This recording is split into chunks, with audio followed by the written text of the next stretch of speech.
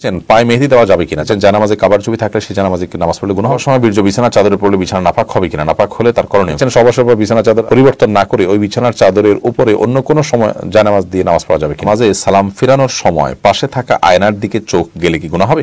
দুনিয়ায় অন্যায় নাফরমানি যারা বেশি করে তারা কেন বেশি ভালো থাকে। কবর দেওয়ার পর কবরের চার কোণে 4টা খেজুর গাছের ডাল পুঁতে দেওয়া হয় এবং নির্দিষ্ট সূরা তেলাওয়াত করা হয়।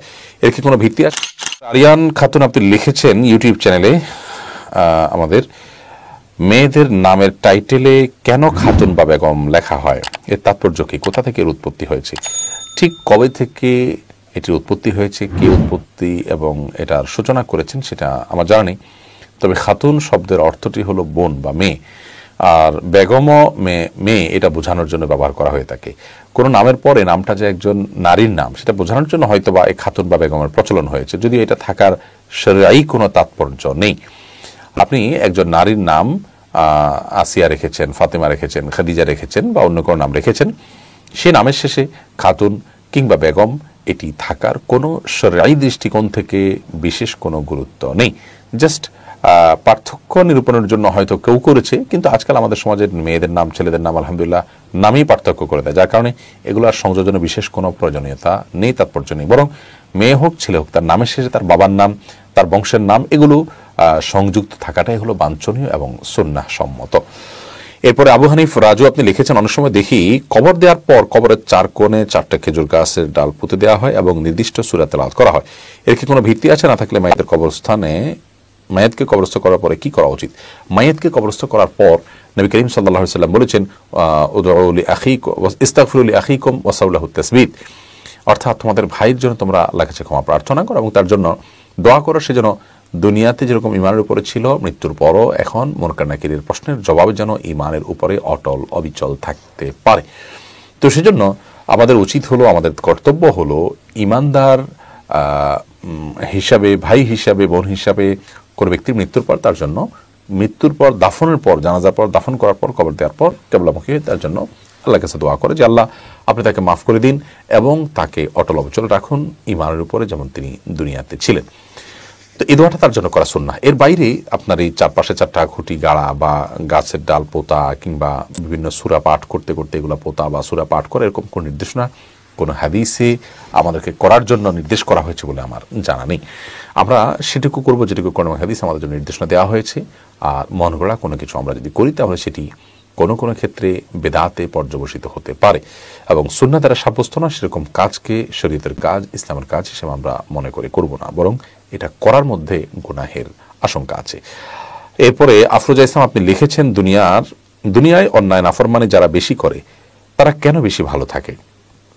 দেখুন, দুনিয়াতে অন্যায় এবং ভালো কাজ যারা করবে তারা একটু বেশি সুখে থাকবে, এটা নবী করিম সাল্লাল্লাহু আলাইহি ওয়াসাল্লাম বলেছেন, সেই 1450 বছর আগেই বলে গেছেন। আর দুনিয়া সিজনুল মুমিন ওয়া জান্নাতুল কাফির, দুনিয়াটা হলো ইমানদারের জন্য জেলখানা স্বরূপ এবং কাফিরের জন্য এই দুনিয়াটা হলো আপনার জান্নাত স্বরূপ। এখানে যা খুশি করতে পারে, তার কোনো বাইন্ডিংস থাকে না। একজন ইমানদার তিনি কোনো কিছু করতে গেলে হালাল হারামের যে বাইন্ডিংস সেটা চলে আসে, আল্লাহর আদেশ নিষেধের যে বাধা সেটা এসে তার সামনে দাঁড়ায়, অর্থাৎ সবকিছু তিনি মনে চাইলে করতে পারে না, জেলখানার মতো বন্দি জীবনের মতো একটা।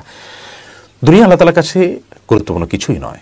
আপনি দুনিয়ার এই 50-60 বছরের জীবন, যেখানে ভোগের মূল সময়টা 20-40 বছর হয়তো থাকে, তো এই সময়টাকে যদি আপনি আখিরাতের অনন্ত অসীম কালের সাথে তুলনা করেন তাহলে দেখা যাবে এই জীবনের ভোগ কোনো ভোগ নয়। কোরআন কারীমে আল্লাহ রাব্বুল আলামিন সূরা হিজর 3 নম্বর আয়াতে বলেছেন, দারহুম ইয়াকুলু ওয়া ইয়াতামাত্তাউ ওয়া ইউলহিহিমুল আমালু ফাসাউফা ইয়ালামুন, আপনি কাফেরদেরকে ছাড় দিয়ে রাখুন, তারা খাক, তারা ভোগে লিপ্ত থাকুক এবং তাদের যে আশা আকাঙ্ক্ষা, লোভ লালসা এগুলোর মধ্যে তারা মত্ত থাকুক, অচিরেই তারা জানতে পারবে যে তাদের পরিণতি কি হতে যাচ্ছে। দুনিয়ার ভোগটা এতটাই তুচ্ছ। দেখুন, ভোগ যেটা করে ফেলা হয়, আমরা যে খাই, যতক্ষণ আমাদের গলায় থাকে তখন আমরা স্বাদটা ফিল করি, যখন নিচে নেমে যায় এরপর কিন্তু অনুভবটা থাকে না। খুব অল্প সময়ের ভোগের জন্য আমরা মনে করি যে তারা অনেক বেশি সুখ করছে। আখিরাতের যে সুখ হবে সেটা হবে অনন্ত অসীমকালের, সেটা হবে স্থায়ী এবং প্রকৃত সুখ। নবী করিম সাল্লাল্লাহু আলাইহি ওয়াসাল্লাম তিরমিজি বর্ণিত হাদিসে বলেছেন, লাউ কানাতিদ দুনিয়া ইনদাল্লাহি জানাহা বাউদা, যদি দুনিয়াটা আল্লাহ রাব্বুল আলামিনের কাছে তাআদিলু ইনদাল্লাহি জানাহা বাউদা, দুনিয়াটা আল্লাহর কাছে যদি একটা মাছির ডানার সমপরিমাণ মূল্যের হতো, তাহলে সেক্ষেত্রে মা সাকা কাফিরান শুরবাতাম মিন মা, কোনো কাফিরকে এক ঢোক পানি আল্লাহ তাআলা পান করতে দিতেন না। দুনিয়ার কোনো ভ্যালু আল্লাহ তাআলার কাছে নাই, এটা খুবই সীমিত সময়ের জন্য।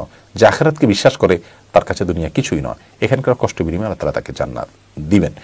তো সেই জায়গা থেকে একজন ইমানদার তিনি খারাপ মানুষদের ভালো হওয়া দেখে বিচলিত হবেন না, বরং তার ইমান আরও সুদৃঢ় হবে। নবী সাল্লাল্লাহু আলাইহি ওয়াসাল্লাম তো বলেই গেছেন যে খারাপ মানুষদের জন্য দুনিয়াটা হলো জেলখানা। আল্লাহ তাআলা আমাদেরকে সবর করার তৌফিক দান করুন। ইমানের পরে বিশেষ করে আখিরি জামানাতে এসে বহুমুখী ফিতনা, বহুমুখী সংশয়, শয়তান এবং তার দোসররা সৃষ্টি করবে, সেগুলোতে আমাদের ইমানকে হেফাজতে রাখার তৌফিক দান করুন। এরপরে মাসিলা ইসলাম সাদি আপনি লিখেছেন, নামাজে সালাম ফেরানোর সময় পাশে থাকা আয়নার দিকে চোখ গেলে কি গুনাহ হবে? অনিচ্ছাকৃত চোখ চলে গেছে, তাহলে সাথে সাথে আপনি নিজেকে ফেরত নিয়ে আসতেন, তাতে গুনাহ হবে না। কিন্তু ইচ্ছাকৃতভাবে আয়না দেখা বা কোনো কিছু দেখা এটা জায়েজ নয়, কারণ আপনার দৃষ্টি তো আপনার সালাতের যে এরিয়া নিচের দিকে নিবদ্ধ থাকার কথা, আপনার সেখানে ডানে বামে উপর নিচে যাওয়ার কথা না। যদি যায় তাহলে সেক্ষেত্রে এটা সালাতের জন্য একটা ত্রুটি এবং সালাত যথাভাবে আপনি আদায় করলেন না। অনিচ্ছাকৃতভাবে একবার হঠাৎ করে চলে গেছে, সাথে সাথে আপনি ফেরত নিয়ে আসছেন, তাতে ইনশাআল্লাহ গুনাহ হবে না। মোহাম্মদ আজহারুল ইসলাম আপনি লিখেছেন, পায়ে মেহেদি দেওয়া যাবে কিনা? যাবে, কোনো অসুবিধা নেই। আমরা অনেকে মনে করি যে মেহেদি চুলে দিতে হয়, দাঁড়িয়ে দিতে হয়, সেটা পায়ে দেওয়া যায় না, এটা ভুল ধারণা। মেহেদি পায়ে দিতে কোনো অসুবিধা নেই। জানাত আপনি লিখেছেন, জানামাজে কাবার ছবি থাকলে সেই জানামাজে নামাজ পড়লে গুনাহ হবে? আমাদের একটা ভিডিও আছে, দেখে নেবেন। গুনাহ হবে না, নামাজ হয়ে যাবে, কিন্তু কাবার অসম্মান হয় সেরকম কিছু করবেন না, পায়ে নিচে পানো টানো, এবং এগুলো অ্যাভয়েড করতে পারলে ভালো। সলিড এবং ফ্রেশ কোনো কাপড় বা জানামাজের উপর নামাজ পড়া উত্তম। শোকন আহমেদ আপনি লিখেছেন, সবার সময় বীর্য বিছানা চাদরে পড়লে বিছানা নাপাক হবে কিনা? নাপাক হলে তার করণীয় কি? যদি এটাকে খুঁটিয়ে উঠাতে পারেন তাতেও পাক হবে, আর ধুয়ে ফেলতে পারে সেটা উত্তম। অন্তত ওই জায়গাটা শুধু ধুয়ে ফেললে কিন্তু পাক হয়ে যাবে, পুরো বিছানা না ধুলেও চলবে। মৃধা মানিক লিখেছেন, সবার সময় বিছানা চাদর আপনার পরিবর্তন না করে ওই বিছানার চাদরের উপরে অন্য কোনো সময় জানামাজ দিয়ে নামাজ পড়া যাবে কিনা? সবাসের পর বিছানার চাদর পরিবর্তন না করে, জি। যদি নাপাক পড়ে থাকে তাহলে সেটা পাক করার তো ভেরি ইজি, ওই জায়গাটা ধুয়ে ফেললে পাক হয়ে যাবে, বা খোঁচায় উঠে ফেললেও পাক হয়ে যাবে, বা বিছানার অন্য পাশে দাঁড়িয়ে আপনি নামাজ পড়তে পারেন।